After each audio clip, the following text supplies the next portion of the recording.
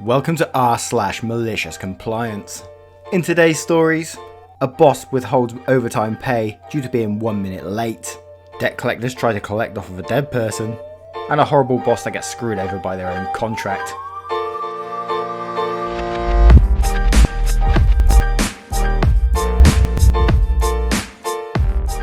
Hey guys, I hope you're well. If you enjoy Reddit stories, do not forget to click that subscribe as you'll love the rest of our content. And with that being said, let's get started. 1 minute late is late. Okay. So I had some attendance issues at an old job. Not really. The policy was that within 5 minutes of the shift, it's still considered on time. Well, I had a manager who wanted to abruptly change that corporate policy and define clearly that late equals late. So background, it's retail and I'm in my senior year of college. I'm not making a career out of this job and I'm 5 years older than all of my co-workers. My immediate manager felt threatened by me, as I had previously declined leadership positions to finish school. He always had something he needed to fix about me, even though I had 7 straight months of rockstar performance, exceeding metrics by plus 10% above goal, and I frequently aided in training new employees. Once again, this was a college filler, not a career move for me. I'm not a bad employee. However, I was a busy employee. My last semester working there, I had 5 classes and would usually be within a minute or two of my shift. So manager one day specifies I'm late. It's 3:01 and my shift starts at 3. To which I said, marginally. He, in front of other co-workers, decides he's going to put his foot down. No OP, 1 minute late is late. So I stop my task and calmly ask him, then what does it mean when I'm staying 45 minutes after my shift to help when we're short staffed? And he said, we don't even want to have this conversation right now, and left. To be fair, he's not wrong, he handled the situation wrong. If he wanted me to change something, we could have talked in private. He wanted to swing dicks in front of the new hires. So I complied. I made it a point to clock in and out exactly when my shift starts and ends. It's glorious. A couple of weeks later, he tells me I need to do something 2 minutes before my shift ends. So I start the task, and 2 minutes later I said, sorry manager, my shift is over, clocked out and left. My mindset is go ahead, try to fire the best looking employee on paper for working exactly a shift and not a second longer. He didn't want to swing dicks after that. That is my favourite thing to do at any company. If a boss starts being funny with you or anything, you start to work to rule, and then they start to regret it. There's nothing better than seeing a boss squirm. What do you guys think of that story? Let me know in the comments below, I would love to hear it. Our next story is from Green Bay Sitter. Debt collectors want to see my father-in-law. Well, here you go. For a small bit of context, my father-in-law died about 2 years ago.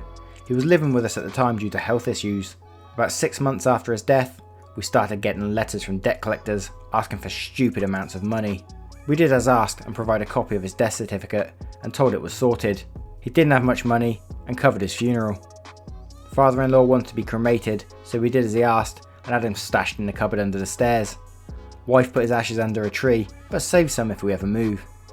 A few weeks ago, we had several suited men turn up at our house. I got at the back door and walked to the front of our house, a small hold farm. I asked the men what they're doing on my property, and they say they're here to collect an outstanding debt. I asked to see their paperwork. Only debt we have is a mortgage, which we paid on time, without fail. As I'm looking over the paperwork, they're looking over at my car, work equipment, etc., looking like they've hit their jackpot. I noticed the name was father-in-law and explained to them that he's been dead for about 2 years. They demand to see him, as they have no record of this, and they will take the items to cover his debts. I pull out my phone and text my wife to call police because of trespassers, and I ask her to put her dad's ashes in the front porch. I tell debt collectors I've contacted her father and he will be with us shortly. And until he is here, they have to wait off my property as I am the homeowner. I had to show them my ID to prove I wasn't the man they were looking for. Once the police turned up, they all drove back onto my property and I fetched a box of ashes. The debt collectors asked again if they could speak to my father-in-law, so I handed them a bag of ashes which had a label that reads, the remains of father-in-law and the date. I look at the main debt collector in the face and said, I told you he was dead several times and you guys still asked to see him. Hope you guys have a good chat and are able to sort this mess out. Oh, and while you're speaking to him, can you ask him where he left my spare workshop key? I turned to the police and explained how I've also asked them to get off my property several times and they refused because they needed to see the father-in-law. They hand back the ashes and are getting ready to leave. I look at the police officer and he burst out laughing, and the officer asks if they will be coming back or are they satisfied with this evidence. They claim to be happy with it. I have now added a lock to the main gate and an intercom. This morning I get a buzz just as I'm getting set up for the morning's work.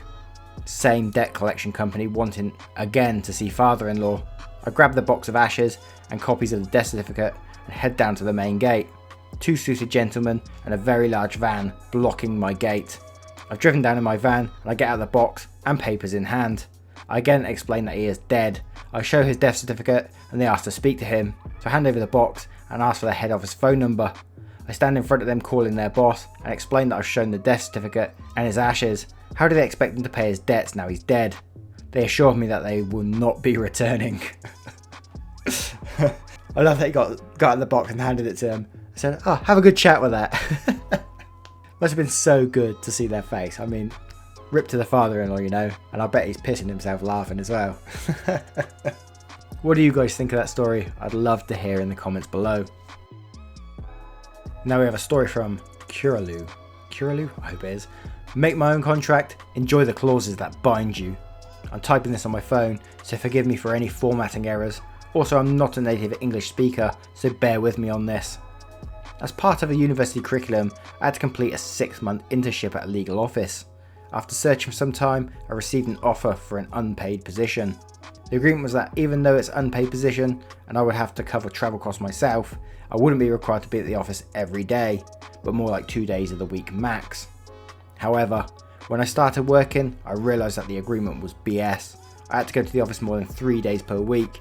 Not only that, but because my boss was the only one with the keys to the office, sometimes I had to wait from 9 till 1 o'clock outside until my boss arrived, or until she informed me that I can actually go home because she will not be making it on time. Since I had no internet access, I couldn't work during that time frame. Thus, I had to work extra hours at home to finish my tasks. The office schedule was 9 to 5.